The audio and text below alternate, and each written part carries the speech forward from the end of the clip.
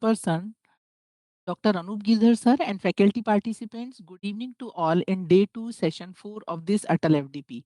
It is indeed a matter of great privilege to introduce Dr. Anup Girdhar sir, an exceptional personality contributions have significantly shaped the landscape of cybersecurity, cyber forensics, and digital investigation in India and abroad. Sir stands as a distinguished expert with over 30 years of professional experience, and his name is synonymous with excellence in cyber defense and technological innovation. He is the founder and CEO of Sedulity Solutions and Technologies Delhi, an organization that has played a pivotal role in strengthening cybersecurity frameworks for corporate, educational, and government institutions. Academically, Dr. Anup Girdhar sir holds a PhD in computer science, MPhil, and MCA, and has made prolific contributions to the literature of cybersecurity. His academic footprint includes more than 75 research papers, over 50 technical articles, and numerous books and course materials developed for prestigious institutions including IGNOU, Symbiosis University, TMB Pune, and Delhi University. His global recognition is equally remarkable. Sir holds an internationally granted patent from Australia and has served as international trainer for programs in South Africa, Nigeria, Singapore, and several other countries. He has collaborated with globally reputed organizations such as EC Council USA, and certifications from the Federal Virtual Training Environment of the US Department of Homeland Security. His research has been cited internationally, including by Harvard University. Nationally, Sir has served as an advisor and board member for AICT, IGNOU, Tilak Maharashtra Vidyapeeth, and University of Jammu. His expertise has guided curriculum design, academic standards, and the development of advanced cybersecurity programs at both undergraduate and postgraduate levels. What truly sets Dr. Anup Girdhar sir is his extraordinary service to India's law enforcement and defense ecosystem. He has delivered specialized training programs for the officers of the CBI Academy, CID, ATS, BSF, NSG, DRDO, and the Indian Army, Air Force, and Delhi Police, among many others. Through more than 1,000 training programs and over 200 conference talks, he has contributed immensely to building national capability in cybersecurity, cybercrime investigation, digital forensics, cyber laws, AI and ML security, and secure software development. In addition to his academic and training excellence, Sir is an innovator with several patents filed, including India's first Linux-based Sedulity operating system available in specialized forensic, corporate hackers, and developer editions, demonstrating his commitment to practically industry-ready solutions. Today, Dr. Anup Gidhar sir continues to lead us as a visionary who bridges the gap between the academia, industry, government agencies, and global cybersecurity standards. We are greatly honored to have such an extraordinary expert with us today. Utmost respect, I welcome Dr. Anup Girdhar sir and invite him to enlighten us with his insights. Sir, kindly continue the session. Thank you so much, sir.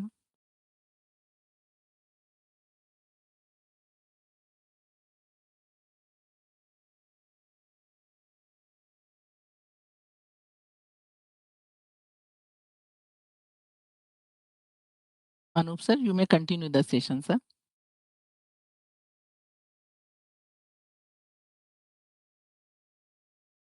But sir is not audible. Uh,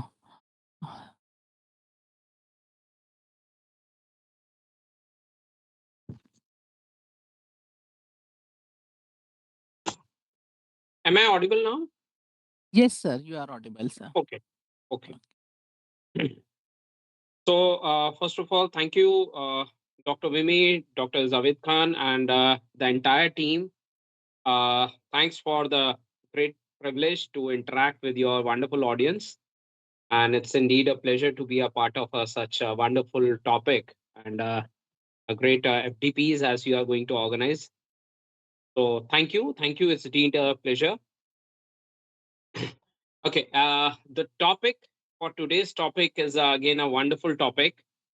So, as thanks, Dr. Vimi explained a lot of things about my profile. So, luckily, it's been almost 30 years I'm into this domain and working especially in the terms of cybersecurity and forensic science.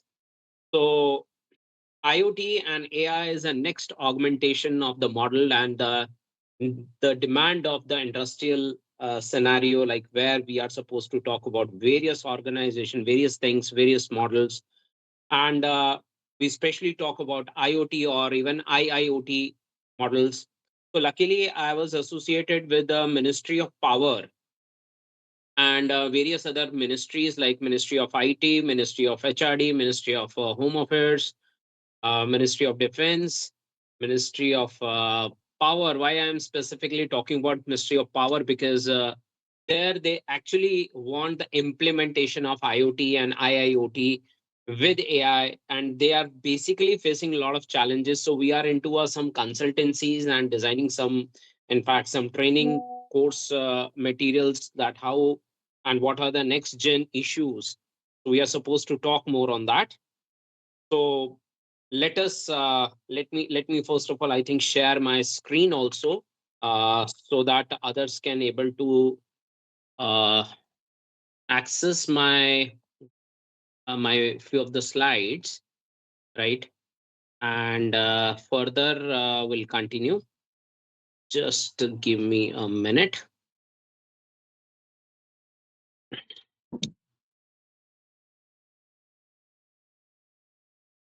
Okay.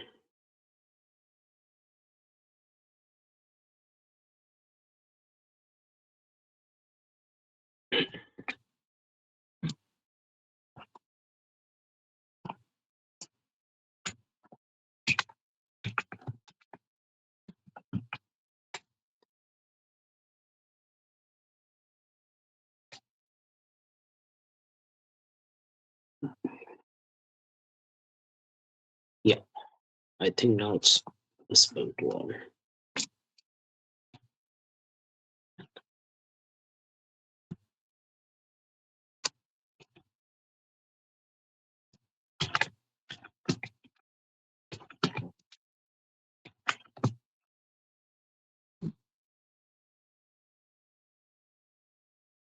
uh, can you see the screen? I think not shared. Sir, your screen is still not shared, sir. Oh, okay. Just try it again. Give me a minute.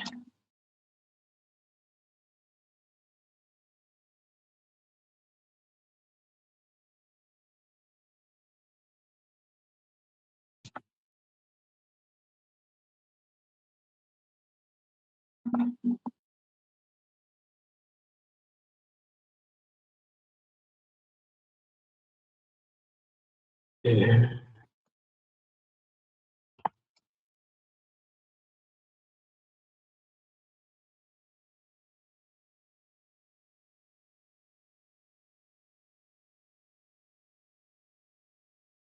I think now is it visible?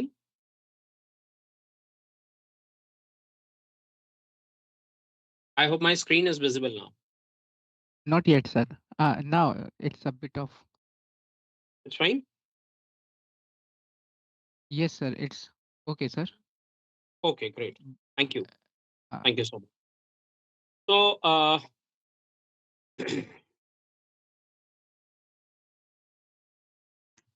yeah, there we have a topic of, let's say, cyber security and forensics using IoT and AI.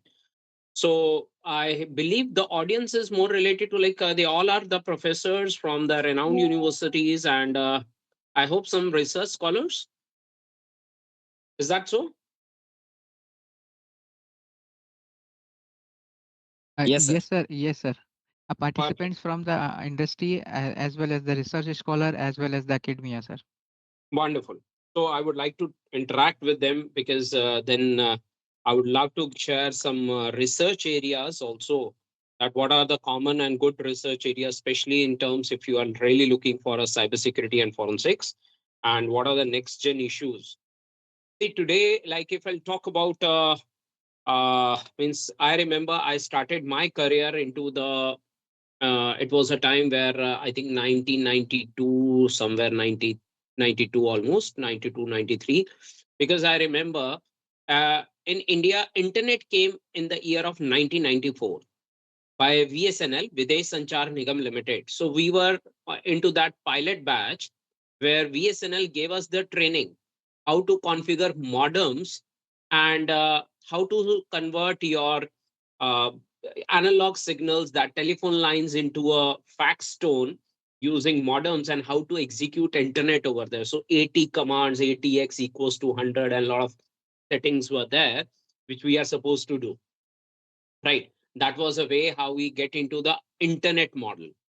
And in the year 2000, India got a first act, that is IT Act, Information Technology Act, in the year of 2000. So that 6 year was a wonderful, I would say, the golden period for Indians, where they can explore whatever they want, because this intangible word, the cyber word, can never be considered as a crime, because whatever the activity being performed over there in this intangible word, the cyber word, that never be considered.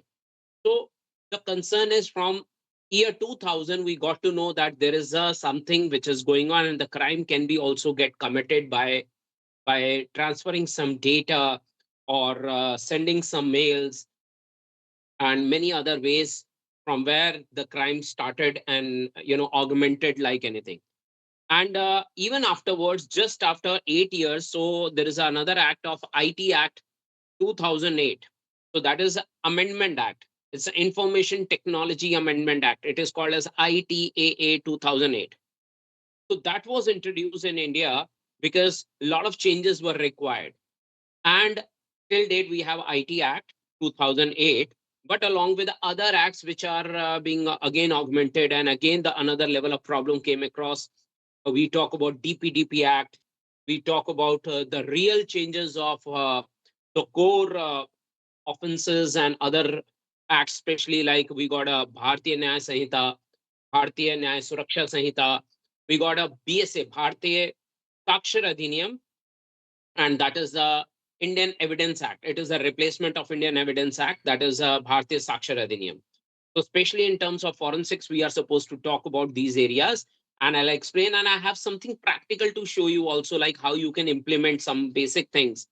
So, I have some couple of codes for you in my system where you can able to check, right, how the thing works and how this practically implemented. Just in year 2023 only, last just 2 years back, India got a one DPDP, that is Digital Personal Data Protection Act. And again, the new regulation being introduced just 5 6 days before, right?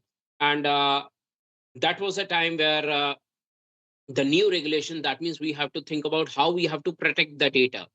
So in especially IoT, wherever you are talking about IoT security or IIoT security, we have to follow a lot of other concept, because now we are connected to, ultra dense, heterogeneous, autonomous network. This IoTs are like that, it's a heterogeneous network where you are supposed to work a lot on it. You are going to create a data like for every particular second, right? And think about your premises, like college premises or so, where you are supposed to going to control your data, and you have to generate your data. Let us say we'll place some sensors, or we'll go and create a special type of a local area network which actually generates the data, and further it is to be connected with the internet, right? So we have to create that model called as a edge computing. And that is what, like the related to smart a building, a smart e-smart buildings, and your premises, which further may extend to e-smart cities, and then e-smart towns, and further we'll go and take it into the various other things. So what is IoT? At least you need to understand this kind of where you have thousands of devices. Means I have just seen, even just couple of days before, I was trying to scan my network in at my home, and luckily I found almost 25 digital gadgets were connected on internet. Did you ever try to explore like how many computers or digital gadgets you have at your home? Probably you have a smartwatch, you have a mobiles which are connected in your Wi-Fi. You have a this smart IP cameras are there for security reasons. Probably you have deployed. There are even somewhere you might heard about babysitter cameras are there, which is again a part of it, right? You might heard about like within your car, in the cars you already deployed for the safety dashboard cameras being introduced. So think about, we are almost equipped and surrounded with a lot of IoT devices, right? Think about the sensors, and why not have you heard about your other appliances, home appliances, your probably air fryer, your oven, your refrigerators, why not your ACs, your televisions, being captured by these lot of IoT devices and being controlled by even sometimes third party applications, right? So did you ever try it from your mobile? Let me start my particular device. Like you even have a mop. You must have seen the mopping device introduced in India, and people are going to clean their floors using that automated, AI based mopping device. It's what? It's all IoTs, all IoTs. Sensor programming. Now, each sensor, let's say for one building, one college building, if I deploy, let's say 1 lakh sensor for on every particular instance, those those sensors will gonna generate the data for every particular second. And once it is ultra dense, that is why I use ultra dense heterogeneous networks, right? These are the heterogeneous networks. So if it is in such a way, if it is working, if that is a kind of a criteria, how can you manage that data? How to handle the data? How to consolidate the data? How you can transform the data? Then further, how you will go and work for you know the security of the data. How could you be so sure that your device is not being compromised? So it is not only a particular the parameter where you are going to place your data or you are going to generate some data, but actually we need to manage the modular part of the technology, okay, or the isolated environment which we have to create for that particular technology, so that you can understand what is this all about. So today I'm going to talk about all these 10 points. So that is what, like, what is IoT security and how to get into the forensic science. So what is IoT, right? And the characteristics and ecosystems of the IoT. Now, what is the ecosystem? I have just gave you the idea what is IoT, or even IIoT, that is industrial Internet of Things, right? IIoT, that is industrial of things. So especially think about your smart grid system in the power sector. You heard about like smart e-meters are there, smart electricity meters being deployed almost I think in your Jabalpur. And luckily, I was one of the person where I have seen your Jabalpur already have a smart city project. So I got a privilege to go and I to just to notice and to work and to see that particular model, where I have seen you have a one specific office, one place.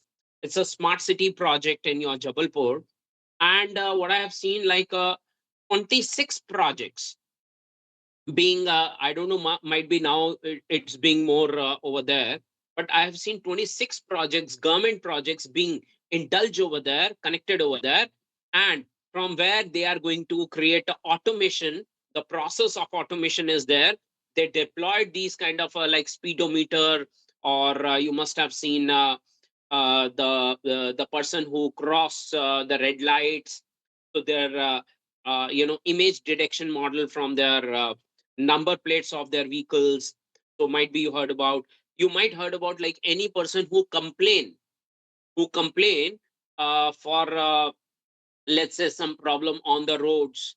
or you want a medical services, or you have some that that municipal corporation issues related to those kind of issues. If somebody report over that, that report directly approach it to their concerned authorities, and it is mandatory for them to answer those queries within 48 hours or some stipulated time framework. So the way it is being getting into it, I have seen first time. Means even at that time, Delhi was also not the not on to the smart city model, but that Jabalpur is there who was actually working. Jabalpur was one of the area. So that particular parameter is to be considered, like we are supposed to deploy all these smart sensors, smart cameras, and even along with these cameras, we are supposed to deploy, let's say, temperature sensors on it. Temperature sensors, and you can find now AQI sensors. You can find about like other smart meters. So how to control and manage such data? So that is what like I have seen that entire infrastructure. Practically, I have seen that entire infrastructure in Jabalpur. So that was where I have suggested few security features, and in case of incident, of any particular incident, what is the incident response and how we can go for the forensic science.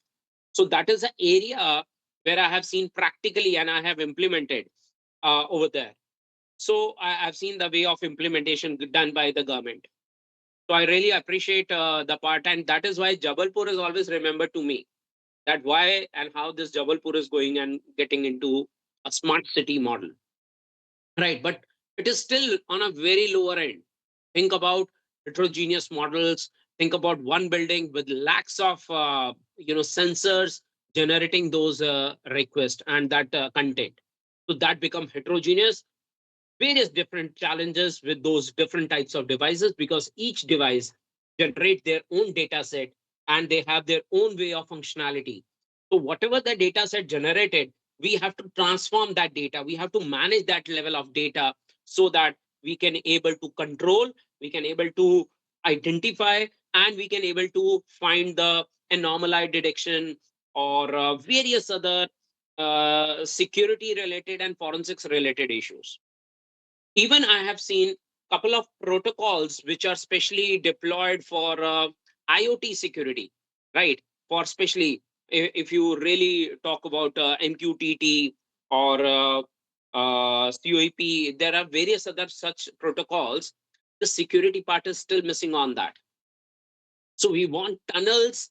Still, the gap is there where we want a tunnels, a secure tunnels of that data transmission, where the data is generated 24 by 7 within particular second for each second. So now you will get a 60 within a minute. You got a 60 hits, 60 information, 60 records for each minute. And now you compare that. If you have a data of, let's say, for a day, think about for a couple of days or for a week, fortnightly or monthly, how you will manage that data. So even though the another problem is, in case if any transaction being committed, if any activity being performed, where to keep that data? Do you really want a centralization? So that is not a good practice today, especially these days. We need to implement the concepts of a blockchain to secure the data set. But for the blockchains, how many computers need to be incorporated?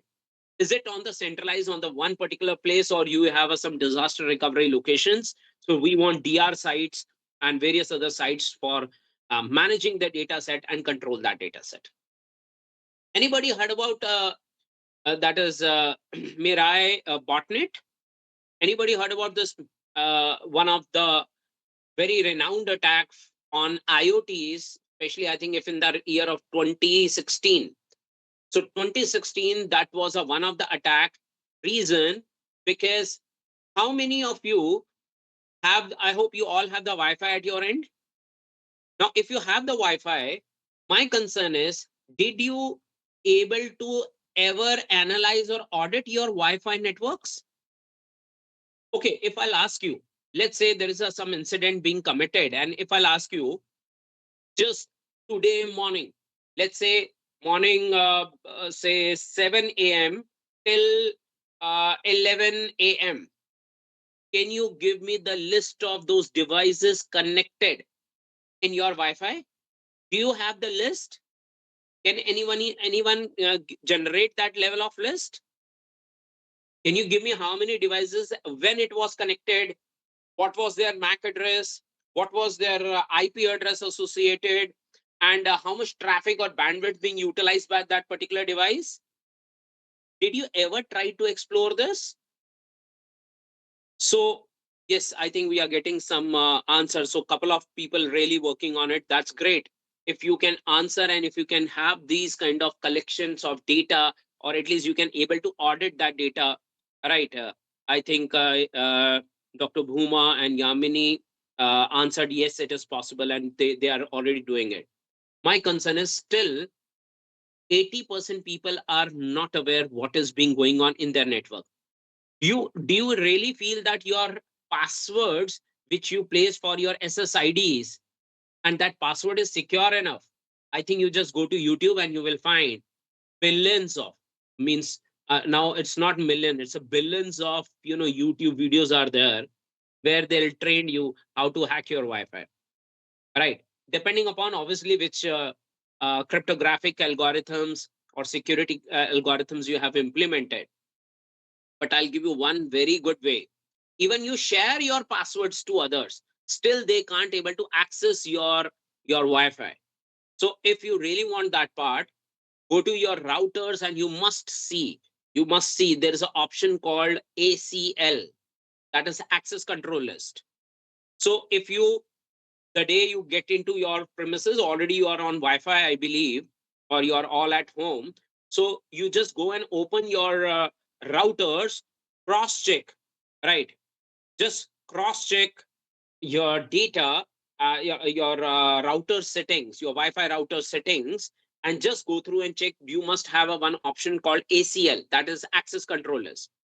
Put on your all the gadgets, all your IoTs, everything connected on internet. So you will get a MAC address over there, the list of MAC address where they got the IP address.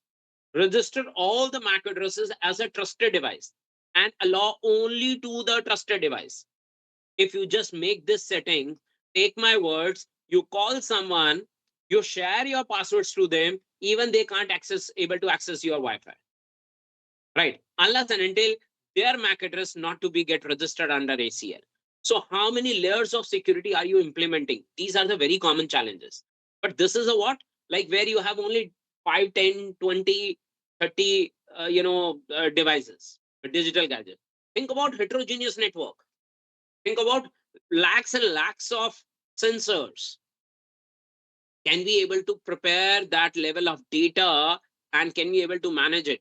This Mirai attack, botnet attack, is nothing. It was a great attack directly to all the IoTs and all these routers and all, because by default they have their genuine username and password. They have default username passwords.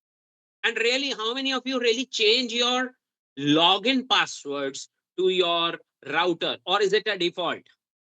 Admin or admin password, or probably your MAC address as a password. So if we'll really get your device, if we'll scan your device, it is quite easy to get the default passwords of your devices. So it is not a difficult task. So take my words, that could be a challenge. That is what Mirari attack, a botnet attack, which was committed especially on IoTs, right? Same way, Jeep that is Cherokee car hacks.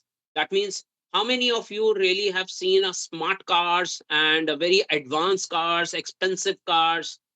You must have, the moment you reach somewhere at the location or near to the car automatically unlocks, right?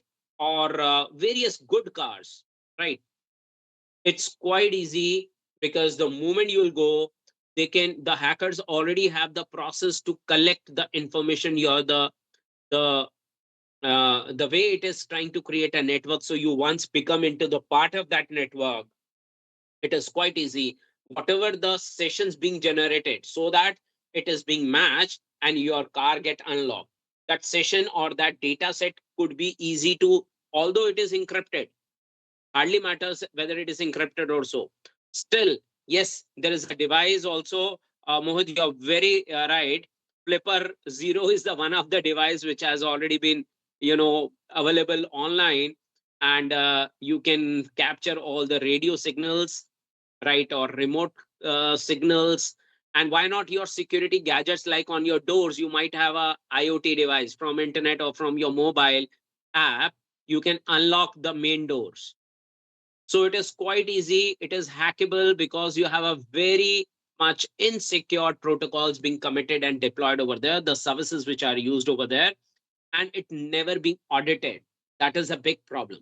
Your hardware is never being audited, and almost all the things are wireless. You are right, Mohit. I really appreciate the way I think you all are aware of these kind of problems. So see the problems of security issues. Smart home compromise. So it's quite easy that your entire smart home, if it is get now suppose you are using an oven, right, and from your mobile app, and somehow your mobile get compromised. Don't you think so any other person sitting anywhere in the globe, by using your mobile, they can hijack your home, and your secured home become compromised because your devices were the trusted devices. And if your device, your mobile get compromised, and there, take my words, there are very very simple way to create anonymous applications, APK files or IPA files for your iPhones or Androids, where these apps are the backdoors, and they can extract every single information about your phones. And in case if you have these data set where you are generating the apps and controlling your IP cameras or digital gadgets or IoT gadgets, then if you'll get that. I have seen one mop, that I think MI mop or some, I don't know, that Chinese mop was there, digital mop. Seen that it is actually going to create a separate VPN for this. And through that VPN, anyone can access your, through that mop, anyone can access your entire home, all the network, all gadgets, all IP addresses openly available.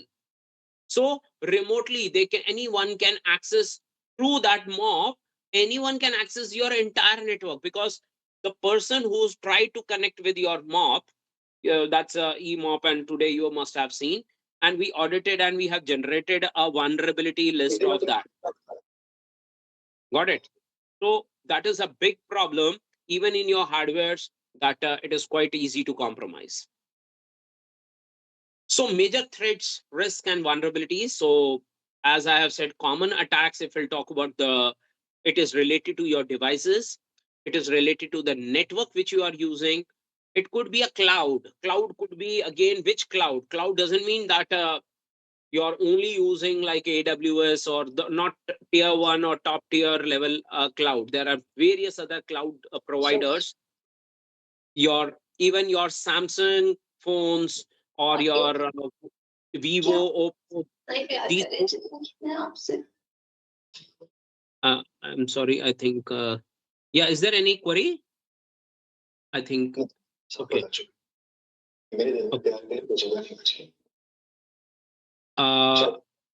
I think somebody's mic is unmute. Uh, I I request really to all appreciate if you participant. can mute, please. I request to all Or participant kindly unmute yourself. I request to all participant kindly unmute yourself. mute, please. Everybody mute. Yeah. All right. Thank you so much. If Okay, in sir. case you must have a query, please feel free to ask. I'm open for the queries in case if you want. But I really appreciate if there is no query, then I really appreciate if you can please mute your mic. Thank you. So let me quickly go and talk about these points, and I would love to come to show you some practicals, that what we did and how we are getting into, and what the different types of problem statements are coming to us. Right. So there are various different, so mobile apps and cloud networks, and even these mops or various other gadgets like IP cameras, or any such IoT. They actually try to create their own network. So they want to create their own. I was in one of the conference recently, and one of the electrical appliances, very renowned company, very very renowned company, and their security expert said sir, do you believe that we are supposed to get almost 9.2 petabytes data, 9.2 petabytes data daily from the equipments being generated by these electrical companies. And I'm taking one of the very renowned company, I'll not take the name, but one of the very, very renowned company. And in one of the conferences last week, so I was there in that conference, and roundtable is going on, especially for IoT security. So that person came and said, sir, it is not kilobytes, megabytes, gigabytes, terabytes. So we got petabytes, or even we are about to get very soon, we are expecting very soon we'll get you know a exabyte data. So that is the next level issues, how to handle the data. And then further you talk about you know investigations, data, timing, and all that in the incident response, how you will handle incident response, and what about the threats, risk level. So we have to, especially in IoT, see, our concern is we have very less memory. We do not want to extend the size of the memory. So the packets generated in IoTs are not a general packet like other security applications or hardwares or network hardwares or gadgets.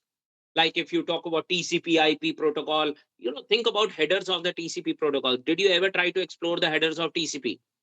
You will see a lot of parameters are there. How many flags are there in TCP protocol? If you just go through and you will understand. And what type of level of data packet? What about UDP, UDP-v6, IPv6? So thousands of protocols are there today.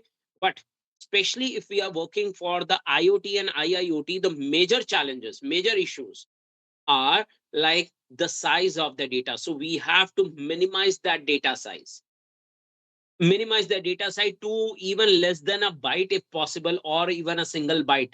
Byte, like, make it true or false, 0 1. This is 1 1, we are connected, 1, or 0, no, not connected, something like that.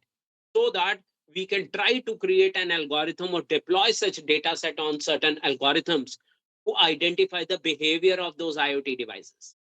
And otherwise we are supposed to work on how to collect that data set, and then to process the data set and take it to, let's say, for today we are talking about AI, or we talk about a blockchain model, or we talk about various other top notch technology. Why not VR?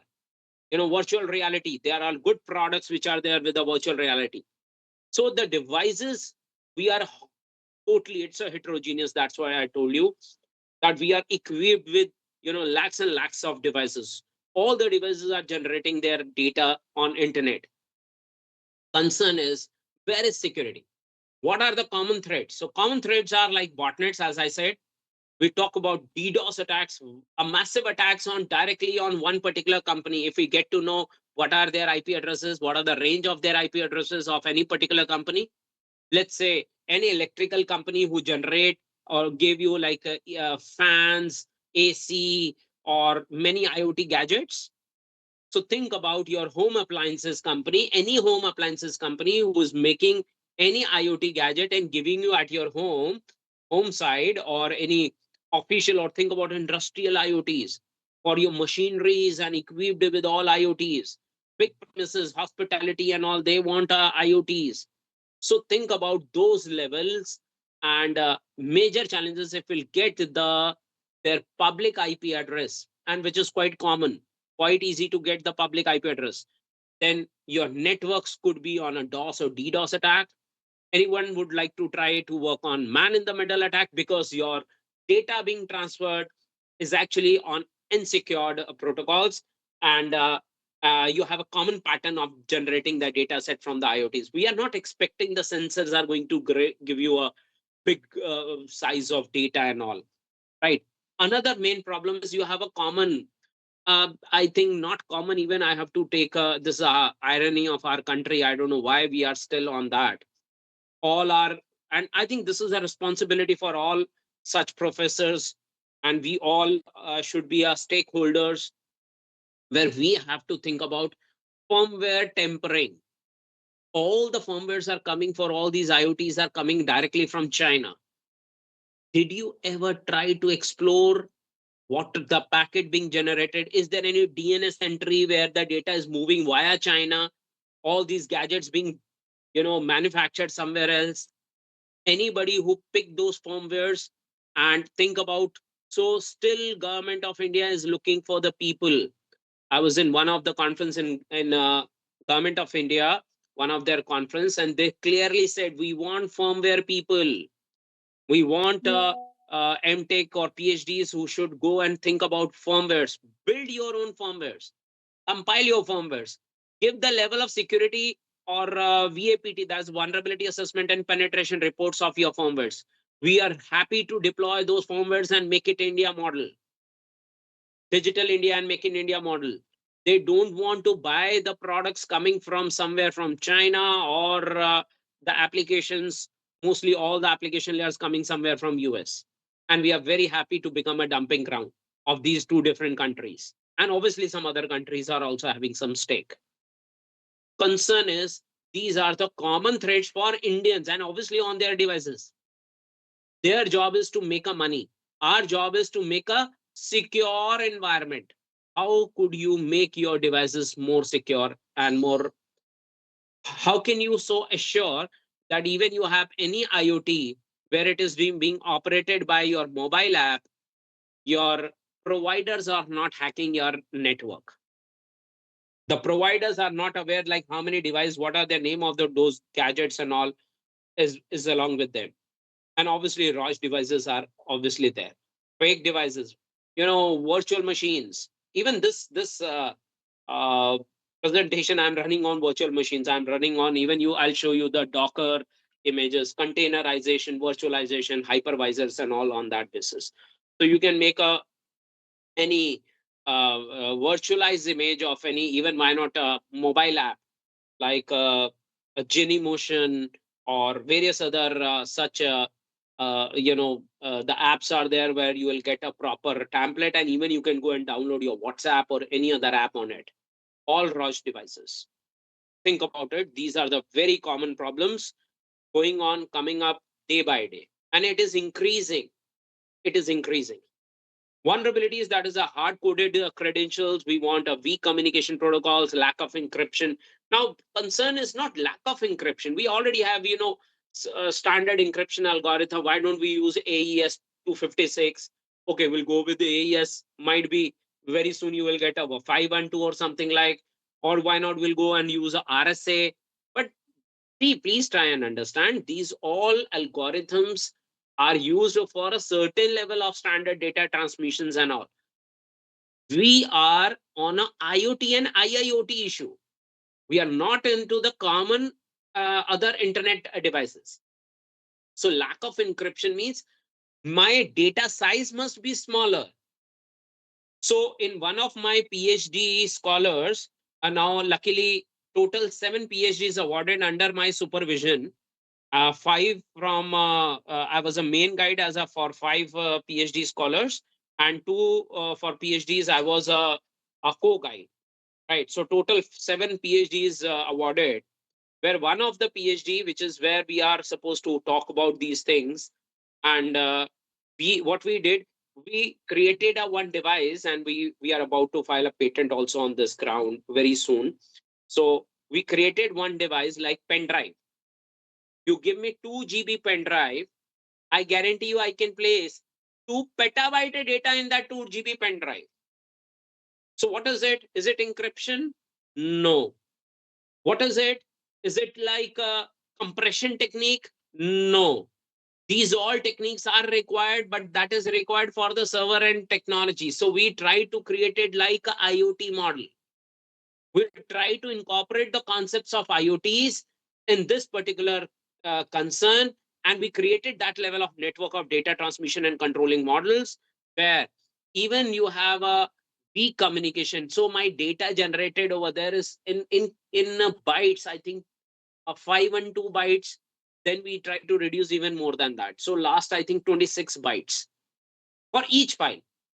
That is only the part is right. and accordingly you multiply, and you can keep that data, whatever the data you want to save it in your 2 GB pen drive. I think I'll able to make it up to even 2 TB, or even 1 or 2 petabyte. So think about the devices, how to make these kind of communication protocols, and what are the common challenges. And what about, say, the poor patch management?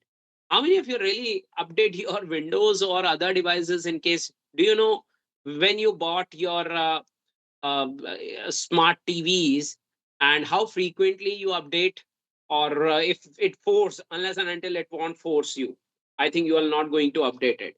Please try and check. What about firmwares of your routers, Wi-Fi routers? I think nobody did that. Very frequently, I'm telling you, nobody generally do your Wi-Fi routers updated, right? Firmware updation of your Wi-Fi router, because your challenge is what happen in case if the settings being vanished. If we'll get a new default settings for a new firmware.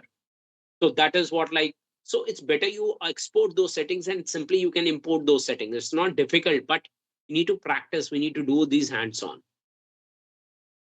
I hope you everybody heard about the concept of OWASP, right? That is Open Web Application Security Project. It is more related to the earlier started for the website applications, web applications. So various other attacks on the web applications or your websites. Then OWASP came for the mobile security. So for your mobile application security, also there for OWASP. And now OWASP came for the IoT top 10 security model. So whenever we are talking about any type of security model, please go with the open source web application security projects, especially for IoTs or for web, or why not for mobile. And make sure if you find the vulnerabilities, there are top 10 vulnerabilities. If you just work on these vulnerabilities, I think you can be a one of the best security person, and you can simply being adapted by the corporate, because there they want all these things on a day-to-day basis, right? Think about the case studies like baby monitoring, camera hacks, and all. So could be anything. Smart grid intrusions. One of the Jammu project in Jammu, electrical smart grid was actually compromised for certain period. So that is happening. Or probably you must have seen in some movies that this red lights being compromised, and that red light, because that is connected to the smart controller systems, and those red lights on the streets or on especially on the roads being compromised, right? And many other such projects being taken over it. You're right, Mohit. Yes, nuclear power plants, that was also, and it is a dangerous part, right? It's very, very dangerous part. So you have to think about those kind of grids and intrusions over there. That is the big challenge which is coming up on a day-to-day basis, right? IoT architecture, if I'll talk about, and defense mechanism. So you have devices are connected on the network. Networks are actually transferring the data to the cloud, and clouds being maintained by some applications on the client sides and all. So do you know, you have a device at home. Let's say, think like this. You have a device at home, and you have an application which you are accessing again at home on your mobile. Let's say you have an application to operate those devices, but your entire data transmissions are going through device to some network, obviously internet, and then data goes to their cloud server providers, and from their cloud service provider you got an app. Again, you are on internet. Actually, you are not on this track, you are on internet, and your application able to control it through their channel. Why? Let us think about, let me create a edge computing model. So we are trying to customize these you know the the layers of IoT security need to be compromised easily. What we are supposed to do, let us create an edge computing model. All the devices generate their data set and to be kept in one network. And suppose if you are on the same LAN, why unnecessary we are taking that data to the internet, and why I'm sharing that data to other organization, and even we don't know where their data center is all about. According to DPDP Act 2023, It is mandatory. That is the major concept. Indian data should be, you know, should be kept within the country. It should not be transferred to any third party country without the consent. But the problem is, in IoT in India, we got an app and we actually gave the consent that, okay, you please take my data, whatever you want. And through those devices, they simply enter to your private network. Why are using VPN architecture? So they enter to your private network, they capture one IP address from your network, and they can run any damn program through the firmware of like mob cleaning model, or you have any, I would say, ovens or AC. Through that channel, your entire network get compromised. They're already getting into your networks. So this is a very autonomous model. I feel like now we are supposed to make changes. This is the area of research for all of you. Please, you can add these kind of things, right? We have to change these layers, and we have to completely deploy the things in the edge computing as and when required. Then only we want to transfer that data to the cloud. Otherwise, we don't want to maintain that data from the cloud. We want to access those devices within the premises on the private network rather than taking it to the internet, right? These are the areas, these are the real problems coming up about these type of architectures. Secure devices, onboarding and identity management. So again, what about the IAM model, identity access management? Do you know how to get your device details? Anyone? Your device details, what is the default part of your device, so that I can figure out that this activity being performed from that device? So very, very commonly, I think you heard about MAC address. Everybody know about MAC address, which is actually deployed in your chipset, right? Because any network device where you have a communication, that network device carries a MAC address, and that is a unique identity of that. Come on, that MAC address is not enough, because already there is a concept of MAC spoofing. Already there is a concept of, if you have a sessions, the sessions can be hijacked. Session hijacking is a concept already there. So it's quite easy to access your details. Please try and understand. It's quite easy to spoof your identities of your gadgets. So concern is, what else we have to do apart from MAC address? Leave MAC address. Now what else you want to do? Let us try to incorporate a multiple values of the chipsets, and then you encrypt that value, or make some indexed value or something like, or try to take that data over onto the network. But again, session hijacking could be the another challenge for you. So to maintain that session hijacking, we have to go through end-to-end encryption standards. Your devices which are integrating and trying to create a communication should be defined somewhere on the centralized server with their device identities. And in case if device entity is being compromised, immediately the alerts should be raised. So we want some SIM tools, that is security information and event management tools. We want SIM tools. We want some log analysis models, so that we can able to identify the behavior of the devices, which is always missing.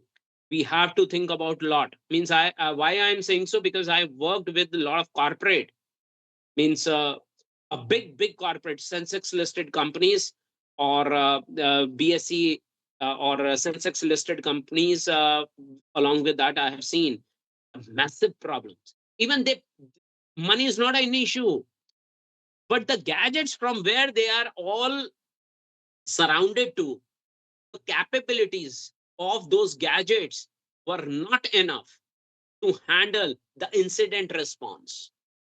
And that is why big infrastructure is working with huge investments is again good for nothing. It is unsecured networks. We investigated various cases, right, on it. Embedded system hardening is one of the very common things. Secure boot environment and many other embedded system hardening concepts are there. We have to take care of it.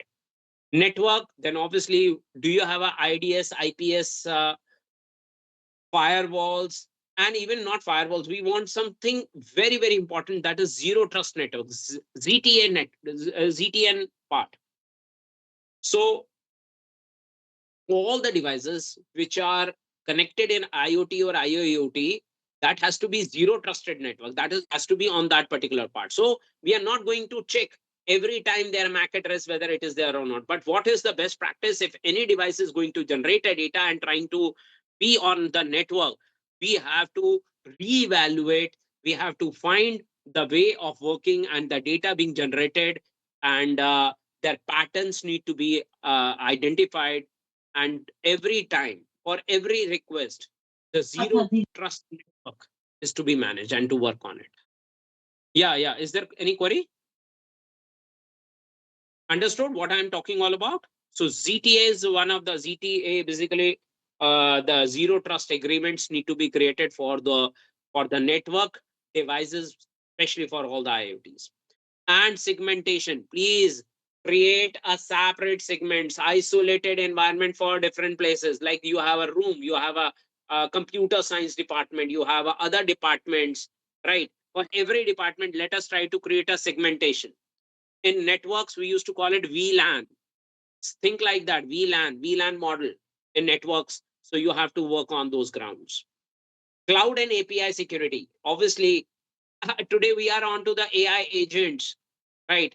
I was just working on one of the book, and my one of my book, I wrote a book for conversational AI, and in my one of the book I have specially mentioned the security issues, because I have seen a one again very renowned model where you need a very less code and you make your AI agent, automation AI agents being incorporated over there. So they need to connect with, let's say, Telegram or WhatsApp or third party service provider like Google, Microsoft, or like why not OpenAI, Chat GPT, or Cloud A, or Gemini? For every particular connectivity, you need APIs. What about your API stored on the device is easily accessible, easily hackable?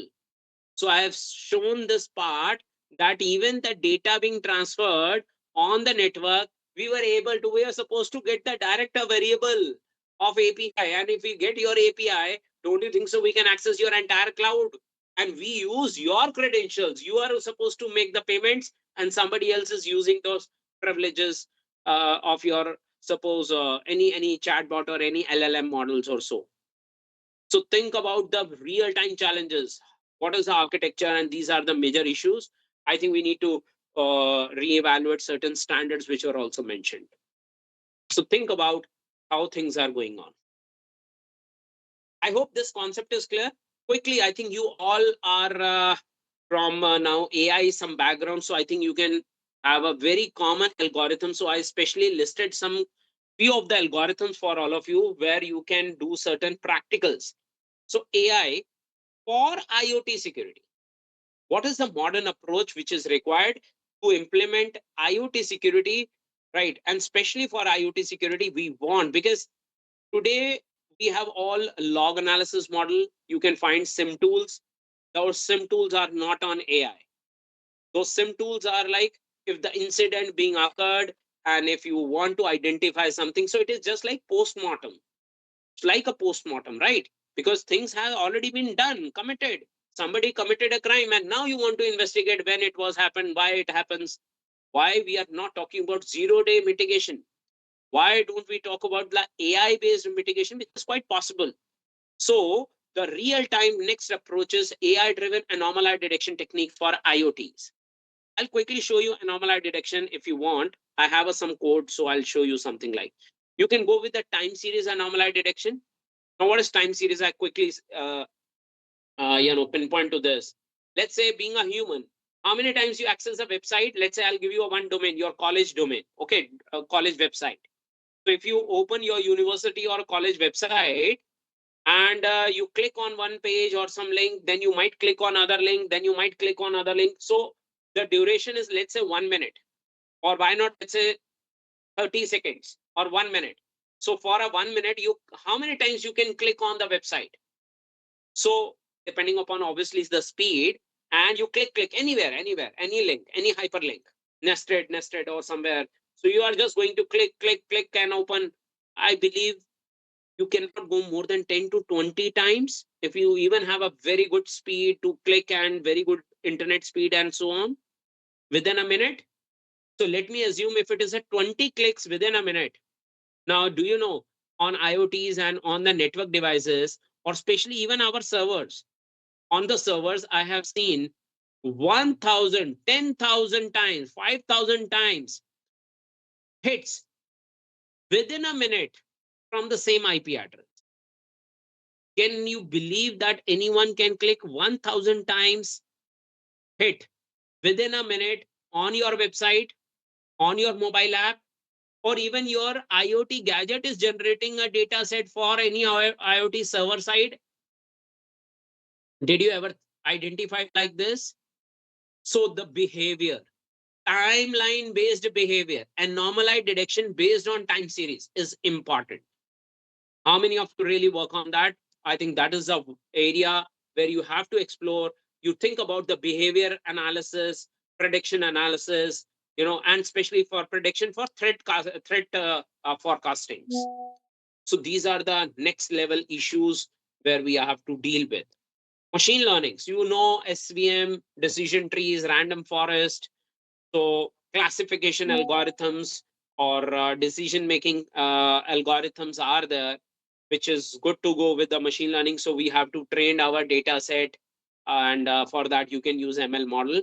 CNN, convolutional neural networks, or LSTM, that is long short term memory for edge behaviors. Edge, what is the edge? Edge is important because in IoT we are creating we are not expecting that today this is a problem, right? Today, think about today there is a problem. All electrical companies are making their own networks and start selling their IoTs in deploying in fans, ovens, ACs, and all these home appliances companies, right? And they are trying to cater all that data and taking it on their own cloud. No, we don't want this. This is not a good practice. What we want, all these companies very soon they have to do this. Or what we want, let's say for your each premises, for each building, we have to create an edge. There must be a one edge server, and rest all IoTs generate that data and to be create controlling and management within the local premises, within the LAN. And as and when maintenance or some specific requirement is there for any particular part, that is to be controlled by remotely. So take it like on a on-call behavior instead of making a data directly to the centralized. It itself act like a DDoS for the cloud. Anytime one cloud is down, then think about 9.2 petabyte data every day, right? Everybody would be on it could be a disaster for your country.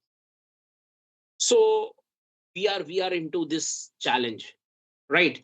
Autoencoders, I think autoencoder model for anomaly detection. You can use random forest algorithms, or you can try various other good algorithms are there for use for machine learning, and approach should be related to anomaly detection. How you can mitigate DDoS attack? Do you know there is a one company called Cloudflare? Cloudflare nowadays even started giving their free packages for some of the website, and they take care for all the DDoS attacks and all. Do you know, in just last week, your Cloudflare website was down, even though the Chat GPT, OpenAI company, they redirect their traffic through a Cloudflare, and just because of that, the Chat GPT was also down for certain period.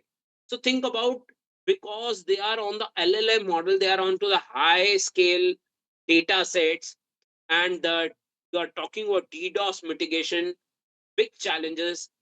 We have to mitigate only these DDoS by using deep learning and machine learning, and based on that, we have to create a proper, accurate data set with high accuracy level, and then only we can able to maintain. Otherwise, it is difficult to manage this. We all are going to purchase IoTs, but Take my words, it is really dangerous for at least for today, because we have insecure protocols and data transmission model, and they have a different approach to transfer your data to the cloud side. So we have to make implementation on a very advanced.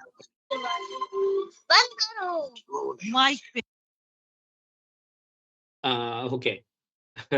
I know you all are somehow at home, and a very common problem is.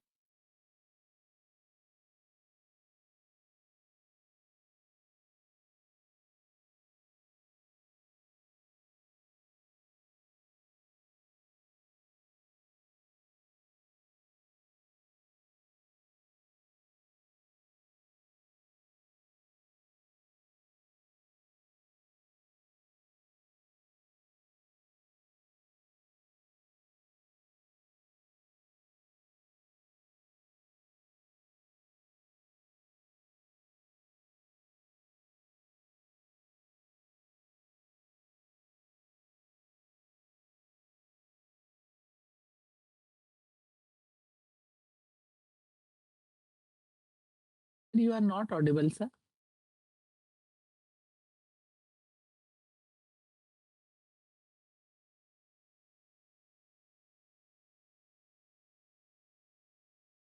Am I audible now? Yes, sir. Yeah. Yes, Am sir. I audible? Acha, okay. Okay. Some, I don't know why it happens. Right. Perfect. Thank you.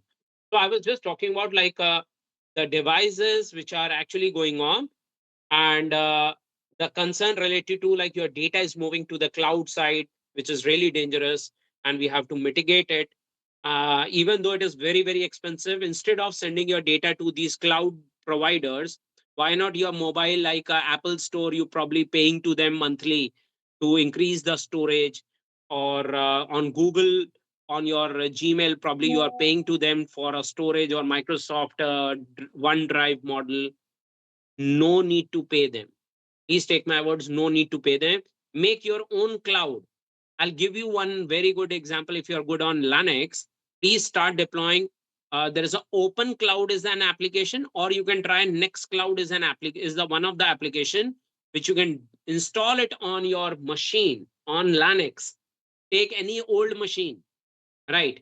Any old machine, just connect a good hard disk space with that, and you can make your own cloud. So that, and you can deploy those app on your all the platforms. It is compatible to all the platforms, and make your own drive, and give your username password to your family members, or even why not to others, right? So this is a big challenge. Start using in-house data, and think about in-house data security rather than giving your data to every time to others onto the cloud. Very difficult. So in the same time, first challenge about security. Then in case if any incident being occurred, how you will manage the forensics, how we can go for the investigation, where is the evidence, how you can collect the evidence. So according to Bharatiya Sakshar Adhiniyam, section 63(4)(c) is one of the section where all the cops need to collect the section your evidences.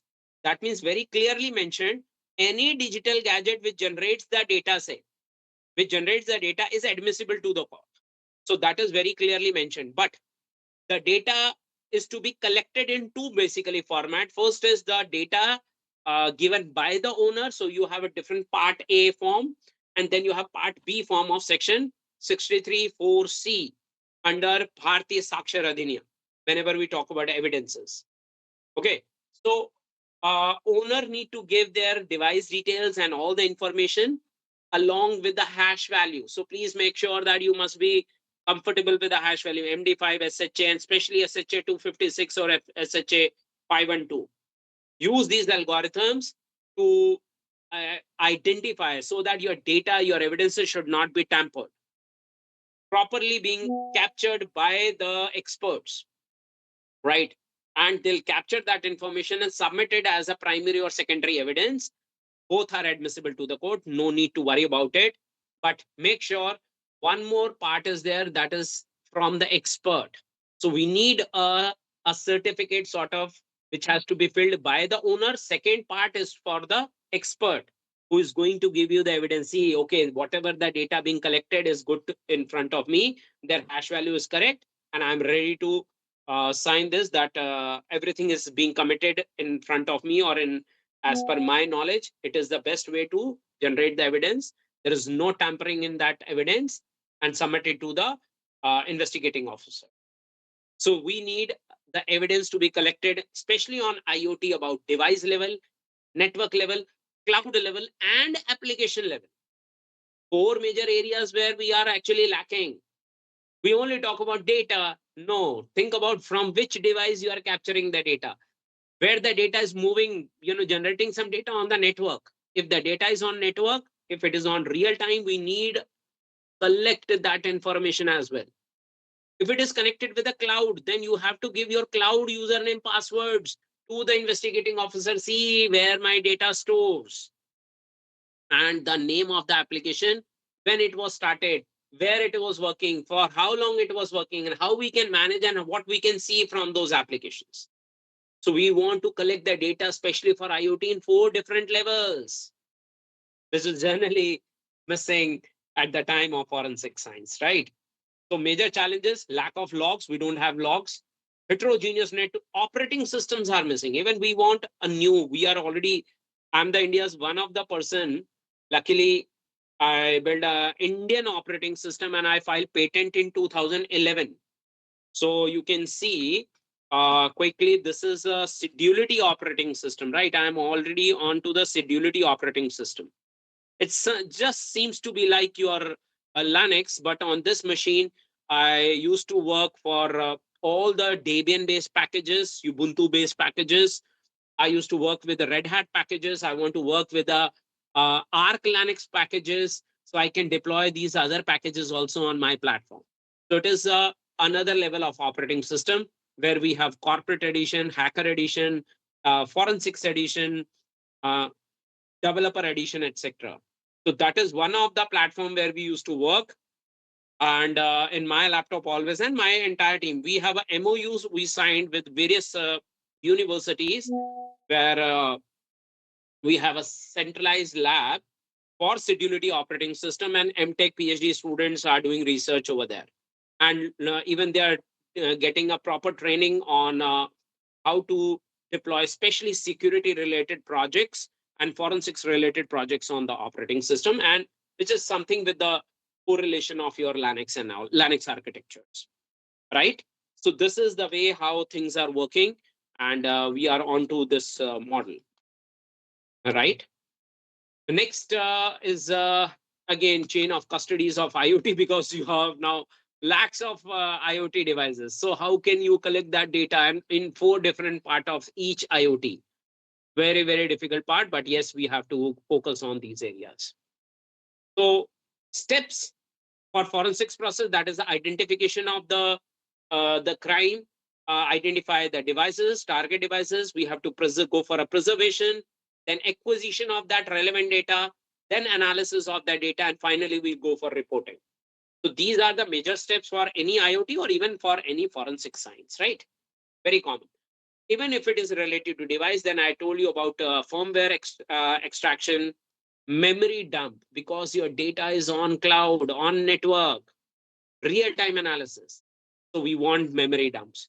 We want various other types of device forensics analysis. We have JTAG or UART or SPI analysis. So these are the various other analysis as well, where you can figure out. For network, you have a Wireshark, or you have EtherCap, you have TCP dump, UDP dump, or various other application by which you can collect PCAP analysis files. So you will get a PCAP file. Protocols like MQTT, COAP, traffic inspections, because IoT use these types of protocols where you have very, very less header and very limited data being generated. And for that's why for data transmission, we have a MQTT or COAP traffics, right? And obviously you have to go with the cloud. So access logs, tokens, you need to find tokens and APIs. And there is another concept very soon you will see, and people are working on it these days, digital twinning. How about digital twin? So if there is a digital twin, how you can segregate and check what is the concept behind both the twin data set or device twinning, etc. Because mostly in IoT, we want a replicas. So it's a digital twin models, right? So AIT for forensics, and then case, obviously for IoT forensics, we want, because huge data, so we want AI, and we want certain pattern analysis, classification, clustering, or, behavior analysis, and prediction analysis to mitigate and to approach to a zero day mitigation. So we want an ongoing model of this. Bot detection, malware, device fingerprints, many good LLM based models required, like for log summarization. That means I'm talking about AI based SIM tools. I'm talking about anomaly detection and attack reconstruction. That is what, like, in Japan, there is a concept like they are always on high alert for tsunamis and various other earthquakes sometimes and so on. Did you ever heard like their government data, their corporate data being compromised and they were unable to access? No, no, no. They are very, very, very sound in disaster recovery sites. They know in case of any attack, any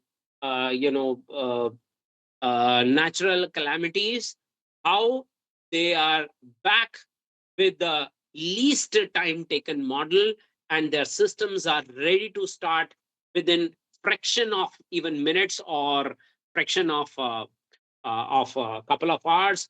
And even their server, their entire infrastructure is down, still the customers are live and they can access their data from some cloud based architecture, or the servers which are not in their country but on other from DR sites they can access.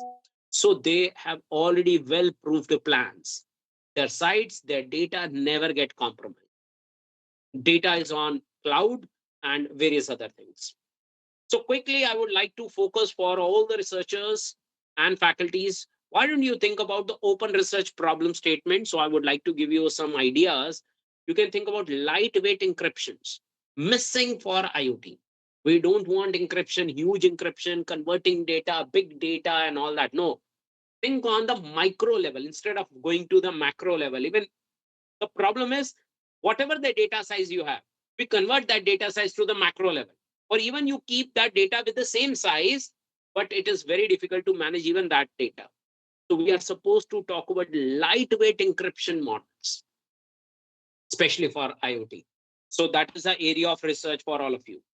Edge, edge-based networks. So AI-based intrusion detection systems. Intrusion detection and prevention systems are required for edge-based networks. Now, if you have a blockchain of all the IoTs, what about the ZTA, that is zero trust networks, right? ZTN networks and all. Think about autonomous cyber defense system. Like if you are building, carry some attack, do you have a, privately, you keep some security guards for your organization, for entry gates and all. So you are doing your privately autonomous defense system. Then why not in cyber defense system? So we need in-house, autonomous models, and that is the area of research which is missing. Forensics awareness about IoT architecture. So think from the compliance, legal compliance, data to be there in within the India. So financial compliance, legal compliance, technical compliance, data, again, confidentiality, integrity, and availability issues. So think on these areas, then talk about forensics awareness of the architecture. So we have to create a new architecture, new developed model, which are still missing, especially for IoTs, right? Some data set you can identify online. You will find a bot-IoT, or these are some common data sets which are available, or you know how to go with Kaggle, or even AI can also generate data sets for you. But at least you can try with these tools. I told about for PCAP, you can use this a Wireshark, TCP dump. A Topsy is a toolkit, or Sleuthkit is a toolkit for forensics analysis, TensorFlow. Even, do you know, these days we have NPUs or TPUs. These kind of servers are also there with us. right? Processors are there. It's not only CPU or GPU. We want TensorFlow data set. So we want a TPU, TensorFlow processing units.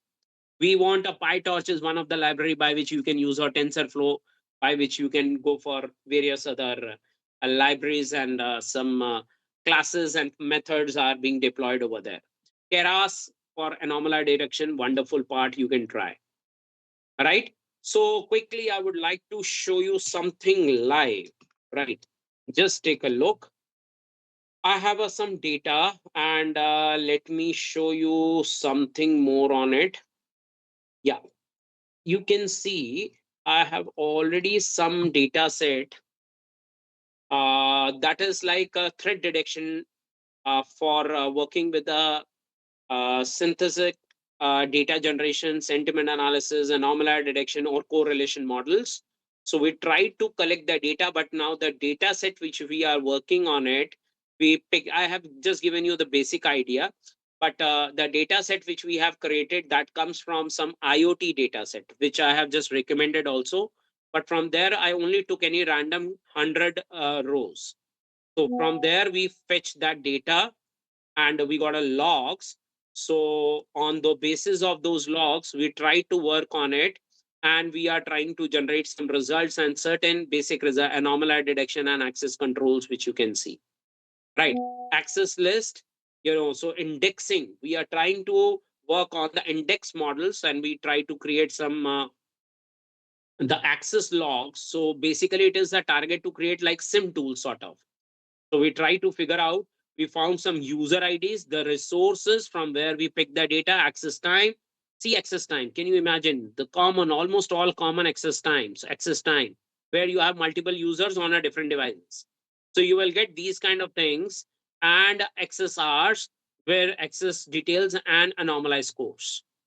So try to figure like things on these grounds, and you will find how you can identify what happened, if anything which is anomaly, when it happened, which device they basically created that stuff.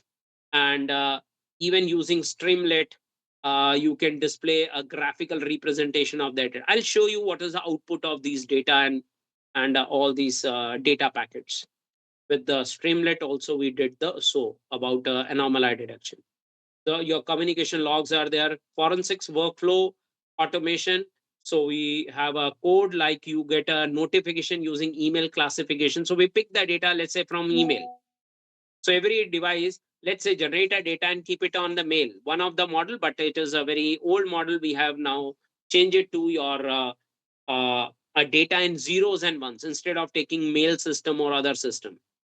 But why not log anomaly detection techniques? So load your data, pre-process your data, train the isolation forest model. So I'm using isolation forest and detect the anomalies over there. Use pandas library. I use sklearn dot ensemble, where you will find a library called isolation forest. Pick that data, select some range, and get some information out of it. Simulate that data and generate the results. So phishing probabilities, 95% phishing probability being identified, and anomaly detection in the logs.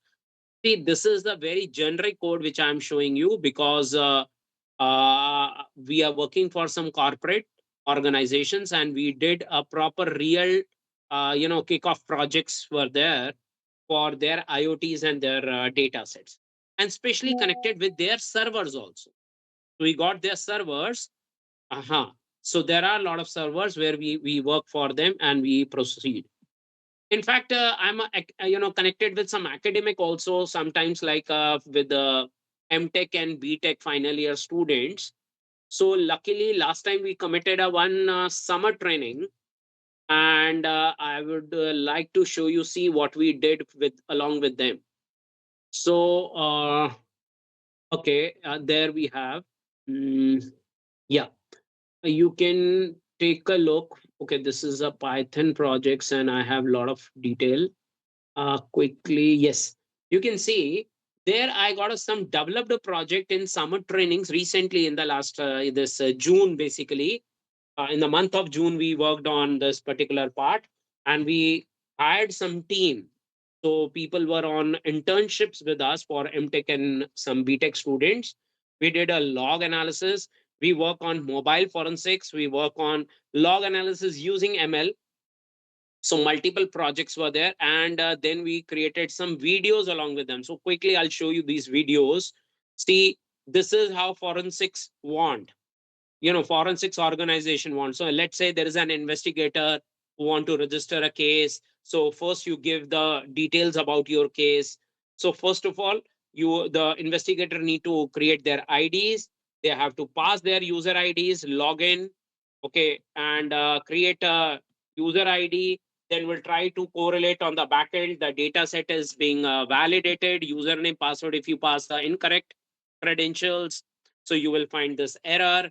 And afterwards we get into the some basic dashboard sort of, where you have to define your case number or new cases. For forensics, we want these kind of things, right? So we register a new case. The moment you create a new case, we got a folder, and under the folder we have the options to work on it. We have a various options. You can see we are working on like email analysis, SSL certificate analysis, bandwidth analysis, DNS log analysis. We are working on the hidden apps on your mobiles, permission audits, open source intelligence, file system audits, SMS phishing detectors, GPS and IPDR analyzer, port scanners, and mobile ADB scanners. So the moment you get into it, just need to upload your log files. So this is a kind of a log analyzer sort of. You just go and select your log file, upload your EML files. So we got a zip file. Obviously, the data set, if it is more, let's say we can go and directly upload the zip file or a regular file as well. So you have CSV, EML, and many other extensions. And let's say we'll go for a start extraction. We have an option. You can please follow my mouse cursor. I think you can find it. So we have an option called start extraction. The moment you do this, we got the result something like this. This is what we found, some like email analysis or something on your systems. So and this is how the user got registered with their email IDs. Okay, so their details, their login, their all such information about their SPF, DKIM, and DMARC security options for emails. So further, we have to investigate. We have to find hashes. This is important. Hash 256. We are working on it. And then we went to timestamps, identification. And quickly, you can even analyze your PCAP files. You can see the PCAP, which I have just suggested you using Wireshark or TCP dump.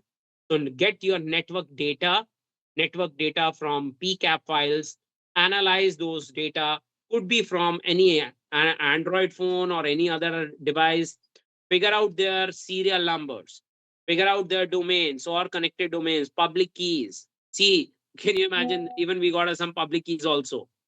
So your API keys or tokens is quite easy to extract from your PCAP files if you know how to work with Wireshark. So it is quite easy to extract even these kind of details. Bandwidth anomalization technique. So whatever I said and I have explained you in my PPT, that is what I am showing you. See how we started working on it, and we found the bandwidth, and we try to pull their details and see what all the websites being accessed from particular network or from particular, let's say, router. So even we can try the bandwidth analysis or DNS log analysis from the router. So date, time, hour, minute, seconds, and what are their entropy, various other flags for the data accessing. And again, you can make it representations on some charts or hidden apps. And then, so this is just like the kind of a real collections of the data audits on JSON files, collected the data from like some JSON files, and then further you are going to present your data in some pictorial diagrams or charts or EDA, that is exploratory data analysis. So we can take it into that level. Permission audits, as I said, zero trust network, ZTA or ZTN, right? So what are the authorized devices? identification of the devices. So identity access management, IAM model. If you want to really implement the IAM model, think about the permission audits. So which device got a permission to connect, and when they connected, when they access whatever it is, and their further details, their who is information, because the data is coming from which particular IP going to which particular network, and those audits being committed. See, so many organizations where they are collecting the data and moving your data across the networks, mostly like US people, because your applications are on US, and these applications are collecting the data somewhere. Like this is the result you can find. Mostly they are collecting the data and transferring to US. This is a bad practice. According to DPDP 2023, now your data must be within the country, right? So we have a lot of various collection. Then you can present your data set accordingly, and you can figure out how the things are going on.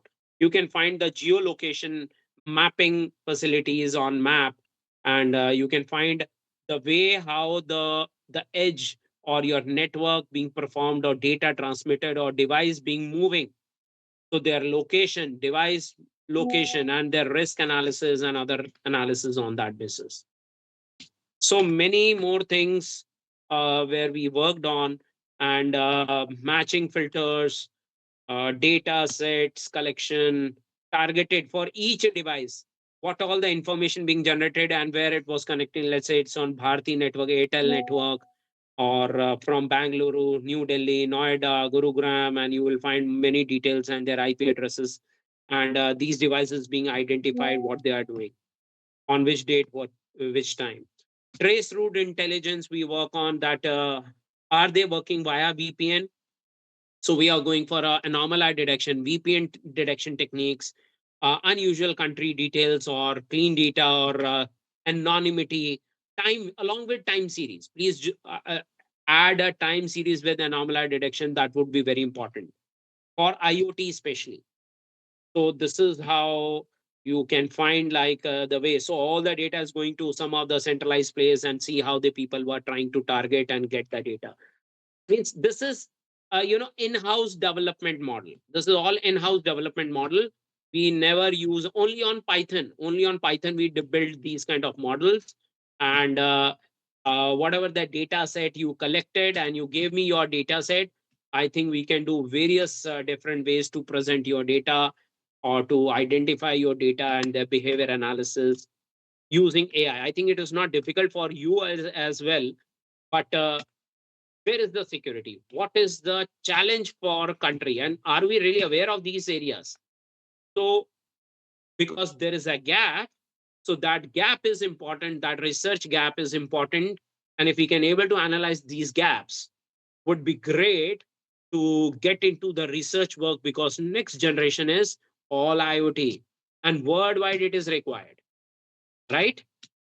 So you can find the ports, data transmission via those ports, what all their ports, what are their services running, and the risk level. So we can do a port scan and their risk level, that see admin port, or like as I told you, Merari attack and all. So admin port is open, and with the default username and passwords, so we can identify the severity levels, risk level or severity levels on that basis. Okay. Uh, I think quite easy to get and find the application level, data level, input simulation level, or log analysis level. So try to create the categorical data, right? A raw ADB, this is for basically Android phones. How we connected, and we created a Android application, and we created one my spy app.apk for testing. So we created one My Spy app. We tried to deploy one My Spy app within the DCIM folder of your mobiles, right? And through Logcat, from the logs, we tried to figure out, and we created a shell, and getting basically it's a shell of all the Android phones. So we generated a message, and simply we try to reboot. And actually phone reboots, right? So main problem for IoT, how many times the IoT sensors or devices got rebooted? And is it intentionally or by some attacks? We need to analyze these kind of things, and we need to figure out how things process, then forensics reports, how to generate the reports, and then further for GPS tracking, IPDR, CDR analysis, and further investigation summary. Finally, you have to generate a complete summary report. And let's have a PDF or HTML, and finally to be deployed using that is, you can see we use a autoencoder tuning model. That is the algorithm which we use, autoencoder tuning, right? So this is how you can see on the left panel. We have an autoencoder tuning model which we have applied for anomaly threshold detection, training epochs, and encoding them values and all. So we just change the value and we got the result, see what the devices are doing and what are their behaviors. I think good to go, and I hope I've just given you some fair idea what is exactly required for your IoTs. And we got many projects. And after that, we selected some projects and we are working on log analysis, simulations, so many things. Well, I think I already exhausted you a lot of time. Uh, I must wind up at this stage, and I'm open for the question answers. So, in case you have any query, so please, uh, I'm open for the questions. In case if you have any query, please feel free to ask. Otherwise, over to the organization committee or some volunteers who are there. For any further details, if you really want to connect, if I can chat, I can, yes, I can also chat. So I'll share my name and number. My name is Dr. Anup Girdhar, and my number is 9811485729. You can take it from chat, right? My name here. I I try to enlighten at least within the short span of time, but I think we can further connect on various other grounds. And I would love to come to your college or premises if you are really willing to go for some center of excellence in terms of security or forensics, or you are trying to build some models. I think I can help you. I'm already connected to various institutions, advisory with AICTE, and I'm an advisory with the UGC for course designing committee for UGPG level or research level, or board of studies member in various universities. In case if you want similar support, so please feel free to connect. I have given my details to all of you. My name and number is 9811485729. So thank you all. Thank you for giving me an opportunity to interact with all of you. Wonderful audience, and I would say the very interactive audience. I really appreciate if you really interact. So it is always good to. I think when Mohit is there and other people are there who are interacting. So thank you all. Thank you. And in case you have any query, please you can shoot a query. Otherwise, I have given you my contact details. You can later also you can connect. Thank you. Thank you so much for your valuable words. So many people are writing. It's indeed a pleasure uh, to associate with all of you. And thanks to be a patient listening. Over to the department. Yes, now Dr. Khan is there. Dr. Thank, Khan, over to you. Thank you. thank you so much, sir. It's an excellent session, sir. Excellent demonstration. Everything is excellent, sir. Now I call to Dr. Vimi Pandey, co-coordinator of this FDP, to bind up the session. Thank you, Javed sir. Thank you very much, Dr. Anup Girdhar sir, for delivering such an enlightening and highly impactful session on security and forensics using IoT and AI. Sir, the way you simplified advanced concepts, shared real world case studies, and explained the critical role of IoT and AI in cybersecurity has been extremely valuable for all our participants. Your clarity, expertise, and practical guidance have provided us with a powerful learning experience that will certainly help educators, researchers, and professionals enhance their capabilities. On behalf of AICT Atal Academy, Ganga College of Technology, and all the participants of this FDP, we express our heartful gratitude for taking the time to be with us today. Thank you once again, sir, for inspiring us and enriching this FDP with your exceptional expertise. We sincerely look forward to the privilege of inviting you again in the future. Thank you so much, sir. Pleasure. Thank you. Thank you, Dr. Vimi. Thank you so Thank you. much. Thank you, sir.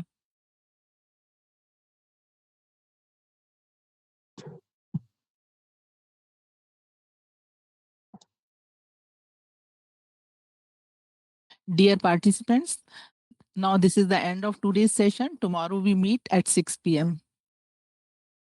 Thank you.